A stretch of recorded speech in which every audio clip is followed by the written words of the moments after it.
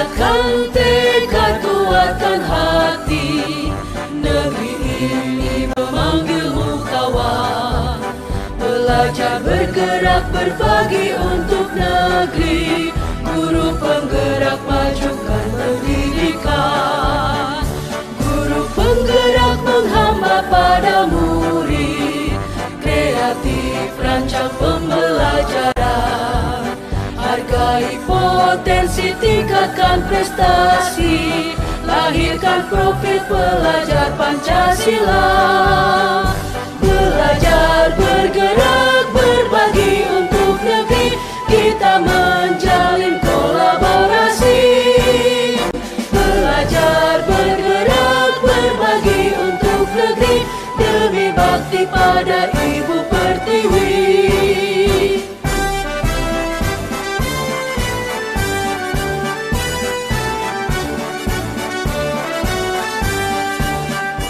Bulatkan tekad, kuatkan hati. Negeri ini memanggilmu kawan. Belajar, bergerak, berbagi untuk negeri. Guru penggerak, majukan pendidikan. Guru penggerak menghamba pada murid. Kreatif, rancang pembelajaran. Hargai potensi, tingkatkan prestasi. Lahirkan profil pelajar Pancasila. Belajar, bergerak, berbagi untuk negeri. Kita menjalin kolaborasi. Belajar, bergerak, berbagi untuk negeri. Demi bakti pada Ibu Pertiwi. Belajar, bergerak, berbagi untuk negeri. Kita menjalin kolaborasi. Belajar, bergerak, berbagi untuk negeri. Demi bakti pada Ibu Pertiwi. Demi bakti pada Ibu Pertiwi.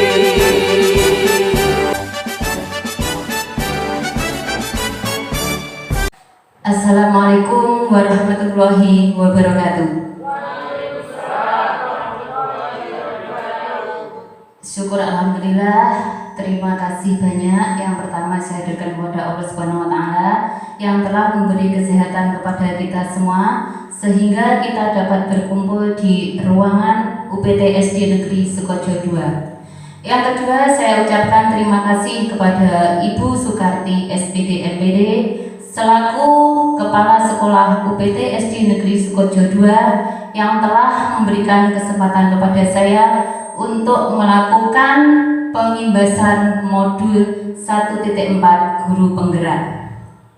Serta saya ucapkan terima kasih kepada rekan-rekan guru, teman sejawat UPT SD Negeri Sukojo II yang telah bersedia meluangkan waktunya untuk belajar bersama kami.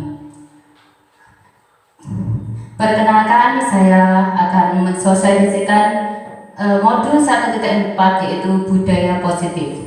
Saya Dwi Retno Wulandari, CGP Angkatan 4 Kabupaten Blitar. Mengawali materi yang pertama adalah kita berbicara tentang azas pendidikan.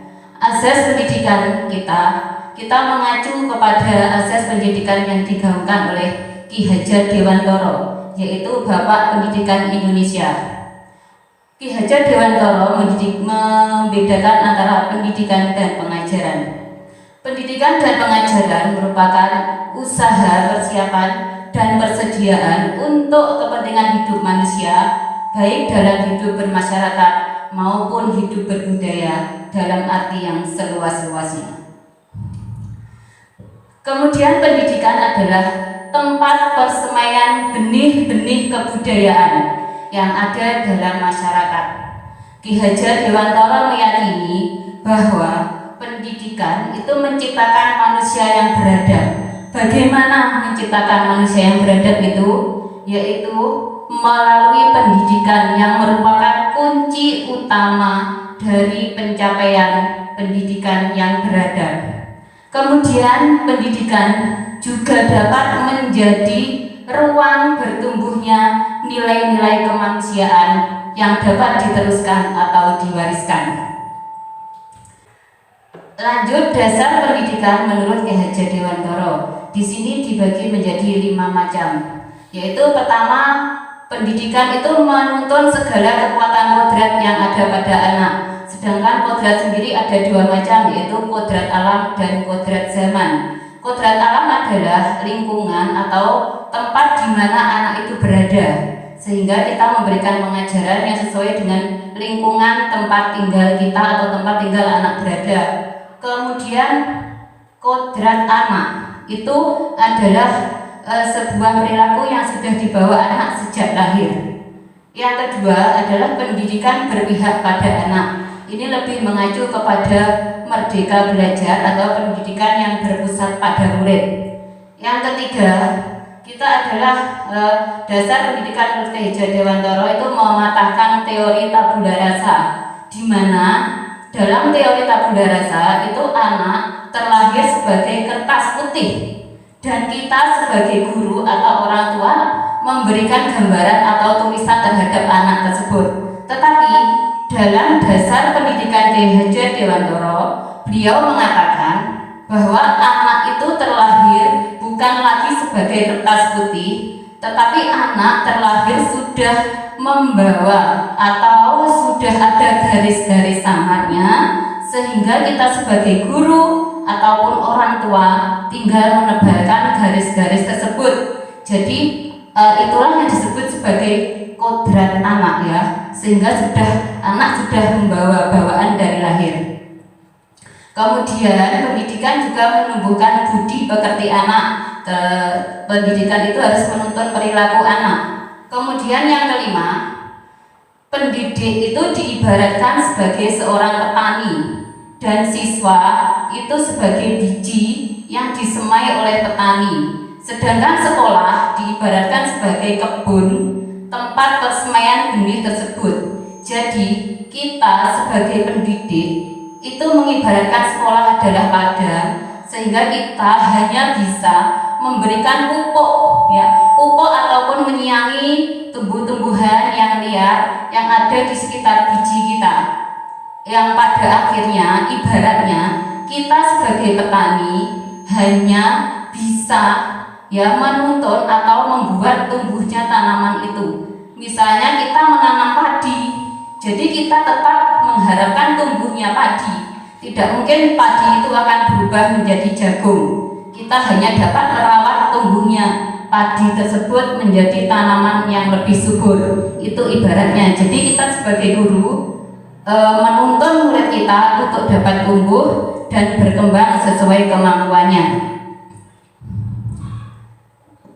Kemudian tujuan pendidikan nasional itu juga sejalan dengan pemikiran Ki Hajar Dewantara, di mana persiapan pelajar Indonesia menjadi masyarakat yang global itu sesuai dengan nilai-nilai Pancasila yang tertuang dalam konteks yang disebut profil pelajar Pancasila. Profil pelajar Pancasila itu terdiri dari 6 elemen, yaitu yang pertama, beriman dan bertakwa terhadap Tuhan Yang Maha Esa. Yang kedua, bergotong royong. Ketiga, mandiri. Keempat, berkebinekaan global.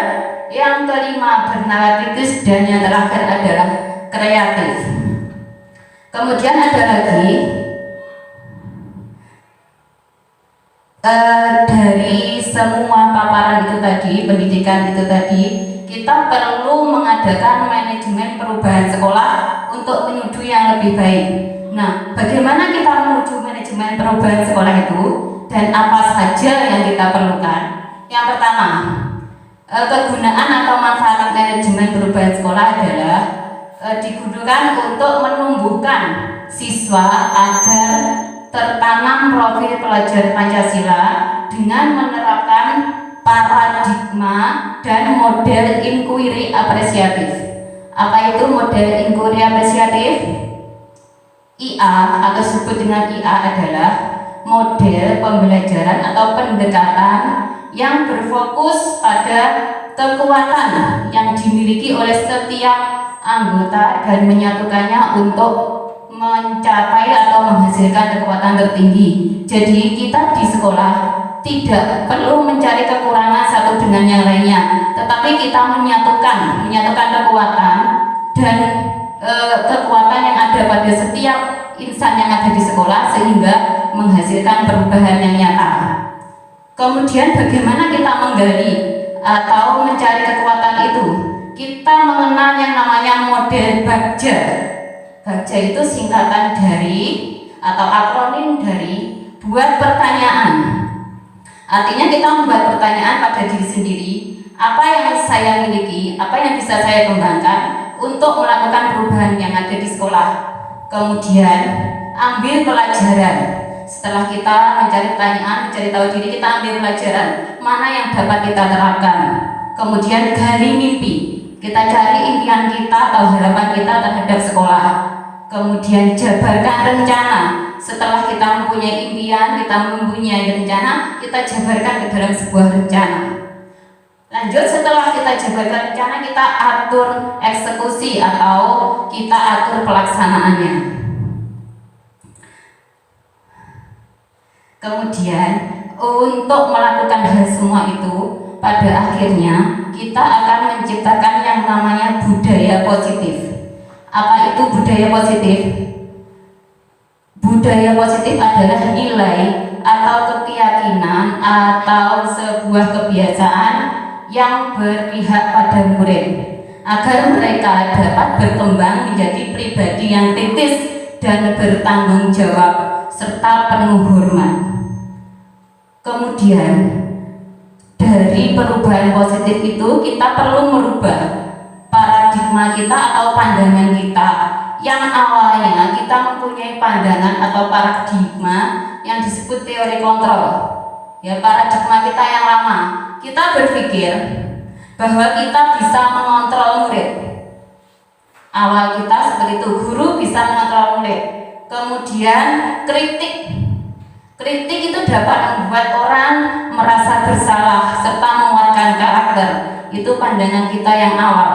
Kemudian ilusi atau paradigma teori kontrol bahwa semua penguatan positif, efektif dan bermanfaat, itu pandangan awal kita. Kemudian bahwa ilusi bahwa kita sebagai orang dewasa memiliki hak untuk memaksa.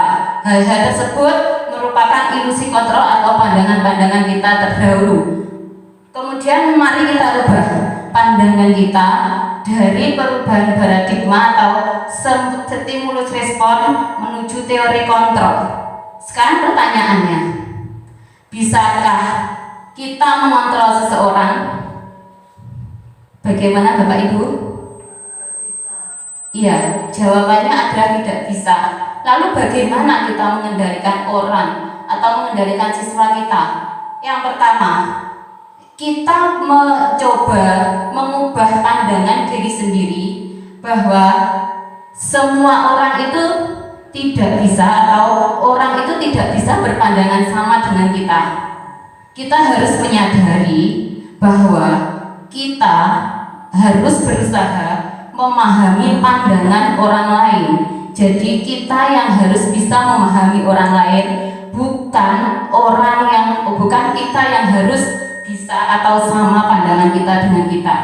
Kemudian perilaku buruk dilihat sebagai suatu kesalahan. Kita ambil contoh misalnya salah seorang siswa kita melakukan pelanggaran. Nah, tanpa kita tanya apa alasannya, kenapa dia seperti itu, kita langsung menyatakan bahwa perilaku itu suatu kesalahan. Kita tidak mengetahui, sedangkan dalam teori kontrol kita harus yakin bahwa semua perilaku itu mempunyai tujuan. Ya, jadi setiap tingkah laku anak itu sebenarnya mempunyai tujuan. Di belakang nanti kita akan jabarkan bagaimanakah anak itu atau kenapa anak itu bisa berbuat seperti itu. Kita lanjut. Seperti itu paparannya. Kemudian kita lanjut ke disiplin positif. Setelah kita yakin merubah paradigma kontrol tersebut, kemudian kita menuju alur disiplin positif. Apa itu disiplin positif?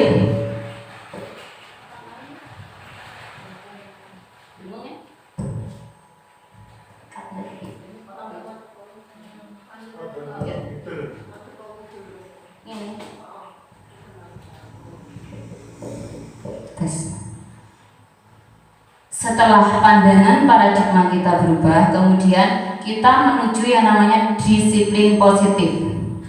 Disiplin positif itu berbeda dengan hukuman, ya. Kita telah sepakat, seharusnya kita sepakat bahwa hukuman itu berdampak buruk pada murid, sehingga kita perlu berkomitmen untuk meninggalkan cara hukuman dalam pengajaran. Jadi istilah hukuman atau kegiatan penghubungan kita ganti dengan disiplin positif. Apa itu disiplin positif?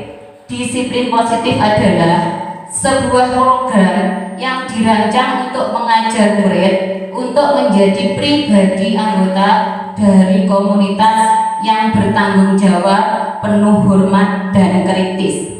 Jadi perbedaan hukuman dan disiplin positif itu sangat jelas. Kalau hukuman kita pasti mengarahkan atau mencari kesalahan terhadap siswa, sedangkan disiplin positif itu kita bekerja sama dengan siswa atau bagaimana supaya hal tersebut tidak sampai dilanggar oleh siswa. Jadi disiplin positif itu bertujuan untuk bekerja sama dengan siswa dan tidak menentang mereka. Penekanannya adalah membangun kekuatan peserta didik daripada mengkritik kelemahan mereka. Jadi kita mencari kelebihan mereka, lebih penekanan kepada kelebihan, jangan berusaha mencari kekurangan mereka. Kemudian lanjut kita ke lebih spesifik ke disiplinan dan hukuman. Pada umumnya orang sering melihat disiplin itu segala hal yang berhubungan dengan hukuman, padahal itu sesuatu yang berbeda. Disiplin merujuk pada praktek mengajar atau melatih seseorang untuk mematuhi peraturan atau perilaku dalam jangka pendek dan jangka panjang. Sementara hukuman dimaksudkan untuk mengendalikan perilaku murid. Jadi seperti kita menghukum siswa, misalnya keliling lapangan atau mungkin berdiri di depan kelas, itu hanya mengendalikan perilaku, tetapi tidak merubah atau membuat siswa itu menjadi sadar. Itu hanya perilaku sementara. Ketika kita melaksanakan hukuman tersebut, siswa akan berubah. Kita lanjutkan. Tujuan akhir dari disiplin agar siswa memahami perilaku mereka sendiri, mengambil inisiatif, menjadi bertanggung jawab atas pilihan mereka, dan menghargai diri mereka sendiri dan orang lain. Sehingga misalnya dalam suasana kelas mereka menjadi lebih tertib. Disiplin sebaiknya juga menerapkan hal berikut: fokus dalam mengoreksi dan mendidik, kemudian mendorong tanggung jawab dan disiplin diri, kemudian jangan pernah merusak atau membahayakan martabat pelajar atau pendidik. Contoh bagaimana kita mendisiplinkan siswa, misalnya ada kasus seorang siswa namanya Adi, di dalam kelas dia mengganggu teman-temannya, dia melempari kertas terhadap teman-temannya. Kemungkinan Bapak Ibu, bagaimana kalimat yang Bapak Ibu gunakan untuk membuat murid tersebut berhenti melakukan kegiatan yang biasa dilakukan Bapak Ibu, bagaimana cara menegurnya? Mungkin Bu Umi?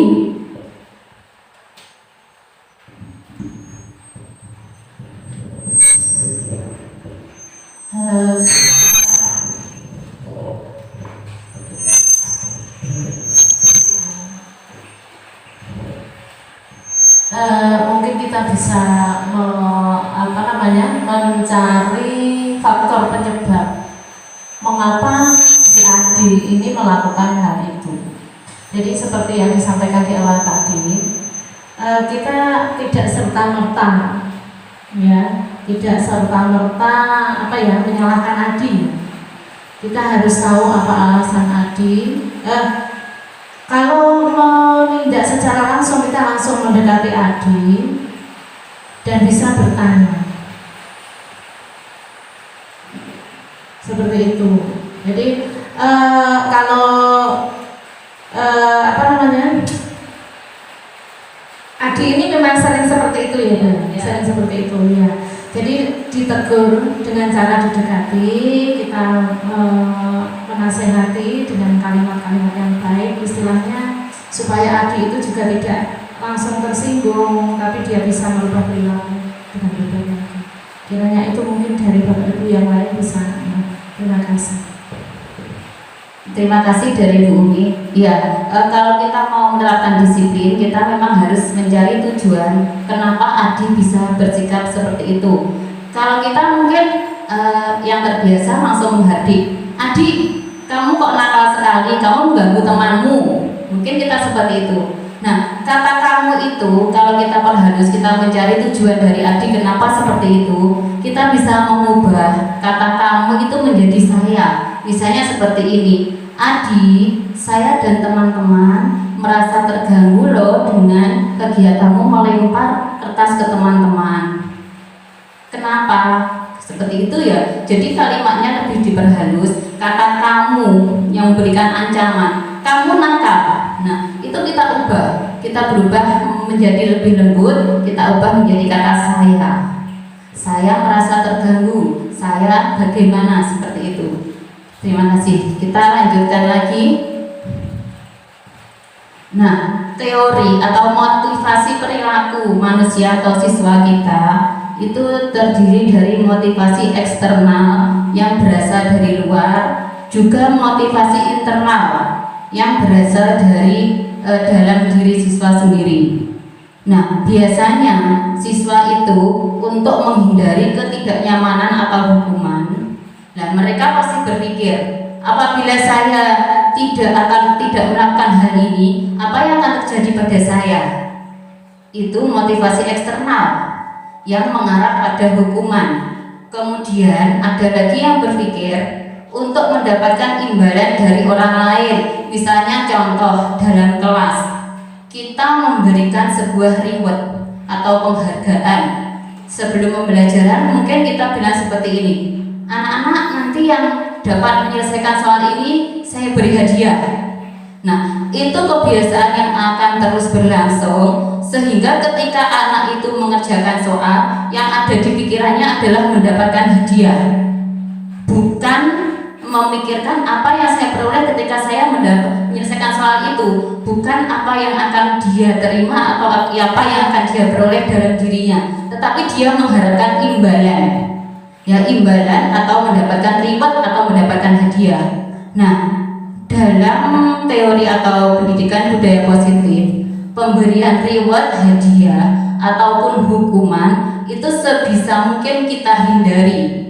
Karena reward maupun reward ataupun hadiah itu baik yang berupa hal baik ataupun hal buruk, itu sama-sama berdampak tidak baik bagi siswa. Karena mereka hanya tergantung pada apa yang akan mereka peroleh. Mereka tidak akan sadar bahwa ketika saya belajar, saya akan menjadi pintar, saya akan menjadi pandai. Tidak lagi berpikiran seperti itu, tapi mereka berpikir, jika saya bisa, saya pasti dapat hadiah. Jadi motivasinya sudah berbeda. Seperti itu, ada pembangunan motivasi eksternal dan motivasi internal. Lanjut. Nah, tadi seperti yang saya ulas di depan, bahwa setiap perilaku anak atau mungkin tingkah laku anak itu mengacu kepada kebutuhan dasar manusia. Apa saja kebutuhan dasar manusia itu? Yang pertama survival atau pemenuhan kebutuhan hidup, kemudian cinta, kasih sayang, penguasaan, kebebasan, dan kesenangan. Mungkin tadi cerita Adi yang melempar temannya dengan kertas, mungkin dia haus atau butuh cinta dan kasih sayang, mungkin mencari perhatian dari gurunya, atau mungkin dia ingin kebebasan, merasa bosan di dalam kelas sehingga dia melakukan hal-hal iseng dengan melempar kertas terhadap temannya. Nah, hal-hal seperti itu yang harus kita cari dan kita kaitkan dengan kebutuhan apa yang dibutuhkan oleh siswa tersebut. Kita lanjutkan dengan, nah itu kesimpulan akhir dari budaya positif atau tindakan manusia itu, seluruh tindakan manusia memiliki tujuan tertentu. Semua yang kita lakukan adalah usaha terbaik kita untuk mendapatkan apa yang kita inginkan. Ketika kita mendapatkan apa yang kita inginkan, sebetulnya saat itu kita sedang memenuhi salah satu dari kebutuhan dasar tersebut.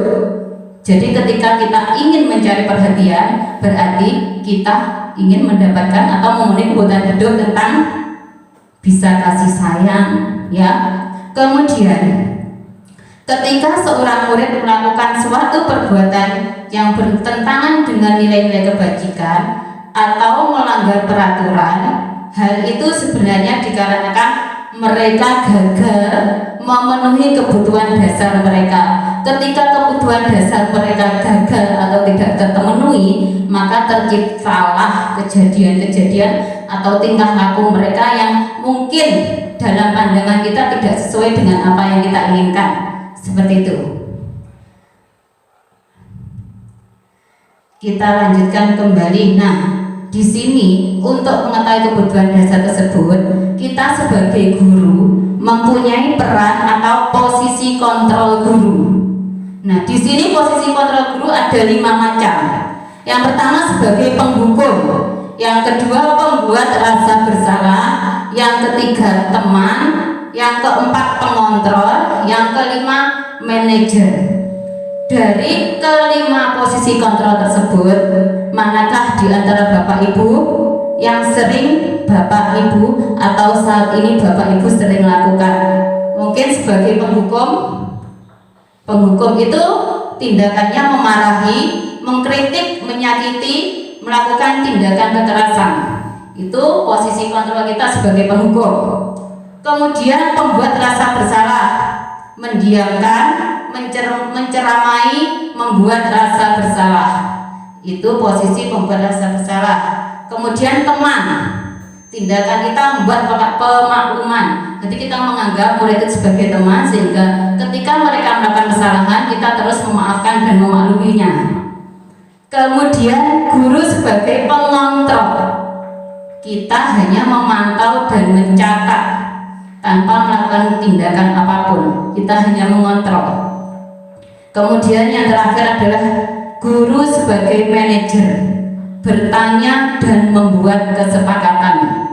Itu posisi yang kelima. Nah, seharusnya kita berada di posisi mana? Mungkin manajer. Mungkin selama ini kita juga pernah melaksanakan kelima posisi itu, dan lebih sering mungkin penghukum. Kita lanjut. Nah, yang paling bagus atau paling bisa kita gunakan adalah posisi kontrol manager. Ya, posisi kontrol manager itu dalam menumbuhkan disiplin pada diri murid secara intrinsik. Jadi menumbuhkan kesadaran atau disiplin dari dalam diri murid sendiri. Kemudian guru perannya sebagai manajer yang bertanya dan membuat kesepakatan kelas bila murid melakukan kesalahan atau pelanggaran, bukan menuduh, memberi hukuman ataupun memarahinya. Kemudian, kenapa kita kok harus berperan sebagai manajer? Kembali kepada dasar pendidikan menurut Ki Hajar Dewantara, kita sebagai guru adalah menuntun, ya, memberi tuntunan kepada murid, bukan menuntut, ya, agar murid itu menemukan kemerdekaannya dalam belajar. Anak itu diberi kebebasan, namun kita tetap menuntunnya sehingga anak tidak kehilangan arah dan membahayakan dirinya. Oleh karena itu, pada kesehariannya kita sebagai guru atau omong juga bisa berperan sebagai pengontrol. Pengontrol di sini untuk mengingatkan murid jika mereka berada dalam bahaya. Kemudian ada saatnya juga kita bisa berperan sebagai teman. Ketika kita berinteraksi, kita dapat memahami murid dan membangun kedekatan dengan mereka. Jadi posisi-posisi itu dapat kita terapkan melihat kasus yang ada pada siswa. Nah, setelah semuanya itu terlaksana, posisi kontrol kita sudah ada, kemudian kita membuat keyakinan kelas dan perbedaannya apa dengan hukuman dan penghargaan. Nah, Mengapa kita menyebutnya keyakinan kelas, bukan peraturan kelas saja? Kita cari tahu apa itu perbedaan peraturan dan keyakinan. Misal ada satu ilustrasi atau sebuah pertanyaan tematik. Mengapa kita harus menggunakan helm ketika mengendarai kendaraan roda 2? Apa jawaban Bapak Ibu? Agar kita terhindar dari bahaya ketika jatuh. Iya, jawaban dari Bu Putri adalah agar kita terhindar dari bahaya ketika terjatuh. Mungkin Bu Karti punya alasan kenapa kita mesti menggunakan helm? Untuk mematuhi peraturan lalu lintas. Dari dua jawaban antara Bu Karti dan Bu Putri, kita dapat membedakan. Bu Karti untuk mematuhi peraturan lalu lintas, sedangkan Bu Putri menjawab supaya tidak terjatuh atau menjaga keamanan diri. Dari dua hal tersebut dapat kita tarik kesimpulan bahwa peraturan itu timbul ketika ada suatu paksaan.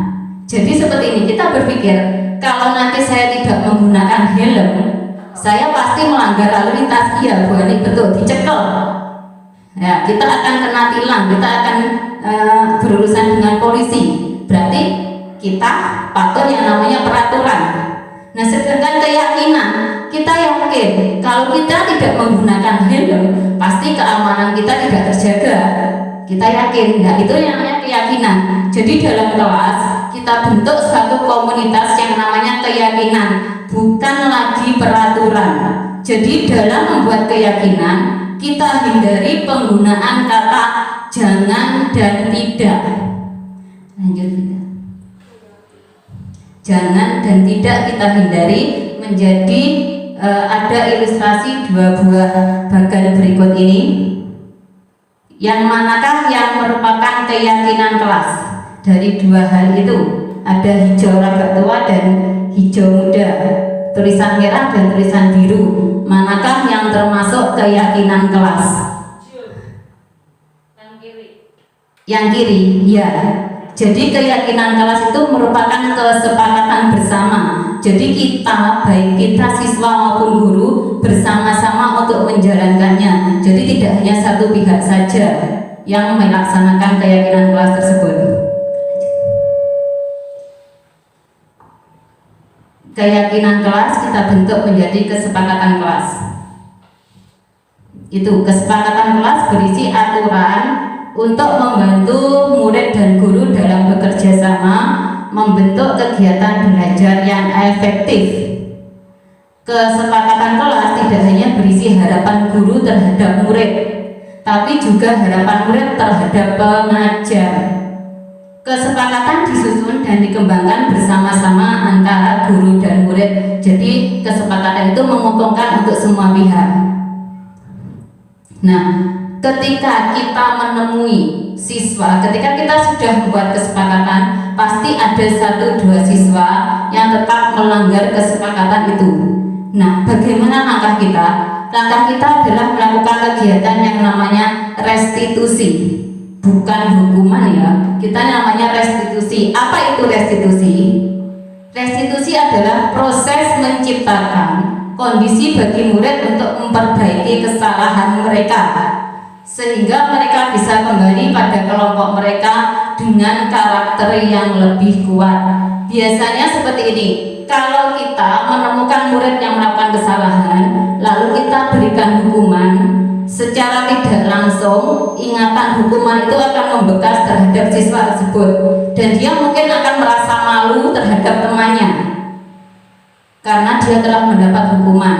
Sehingga kita ganti dengan kegiatan restitusi, ya, sehingga siswa itu tidak merasa malu dan seolah-olah kita tidak memberikan hukuman, kita hanya memberikan arahan atau memberikan yang namanya restitusi. Nah, ciri-ciri dari restitusi itu apa saja? Itu ada 9 ciri. Ya, yang pertama, bukan menebus kesalahan, namun belajar dari kesalahan. Yang kedua, memperbaiki hubungan. Seperti yang saya utarakan tadi, ketika kita menghukum murid, pasti murid merasa malu untuk bersama temannya kembali. Yang ketiga, tawaran bukan paksaan. Misalnya kita telah sepakat untuk melakukan ini, kenapa kamu kok seperti itu?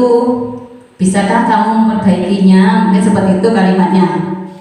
Kemudian restitusi menuntun untuk melihat ke dalam diri, jadi menggali kesadaran diri siswa tersebut. Yang kelima, restitusi mencari kebutuhan dasar yang mendasari tindakan. Seperti tadi kita kembali ke tadi 5 kebutuhan dasar manusia. Kemudian keenam, restitusi diri adalah cara yang paling baik untuk memperbaiki diri, ya, bukan lagi hukuman. Kemudian yang ketujuh, restitusi fokus pada karakter, bukan tindakan. Kita membangun karakter siswa. Yang kedelapan, restitusi fokus pada solusi. Kita mencari solusi pemecahan masalah dari siswa tersebut. Kemudian yang kesembilan, restitusi mengembalikan murid yang berbuat salah pada kelompoknya. Seperti di awal tadi, murid tidak merasa malu karena kita hukum. Lanjut, gambaran dari segitiga restitusi adalah sebagai berikut. Tindakan yang kita lakukan, yang pertama adalah validasi tindakan yang salah. Kita cari dulu, kita gali informasi kenapa siswa itu berbuat seperti itu. Bisa dengan pertanyaan, kamu tentu punya alasan mengapa melakukan itu. Itu contoh melakukan validasi tindakan yang salah. Kemudian menstabilkan identitas. Ya, setiap orang pasti pernah melakukan kesalahan. Kita berikan seperti itu. Kemudian yang terakhir adalah menanyakan keyakinan. Kita tadi sudah membuat keyakinan kelas. Apakah siswa tersebut ingat atau tidak dengan keyakinan itu? Nah, kalau ingat, berarti dia mungkin tidak dapat terpenuhi kebutuhan dasarnya tersebut. Demikian Bapak Ibu yang dapat saya sampaikan mengenai modul budaya positif. Kita berproses bersama, kita belajar bersama. Di sini saya juga belum sepenuhnya bisa melaksanakan semua yang ada pada modul yang saya paparkan itu tadi. Tapi kita mencoba berlahan bersama untuk melakukan perubahan menuju budaya positif sekolah. Demikian yang dapat saya paparkan. Ada kurang lebihnya, terima kasih saya sampaikan kepada Bapak Ibu dan rekan-rekan, terutama Ibu Kepala Sekolah yang telah memberi kesempatan kepada saya. Terima kasih banyak. Saya akhiri. Wassalamualaikum warahmatullahi wabarakatuh.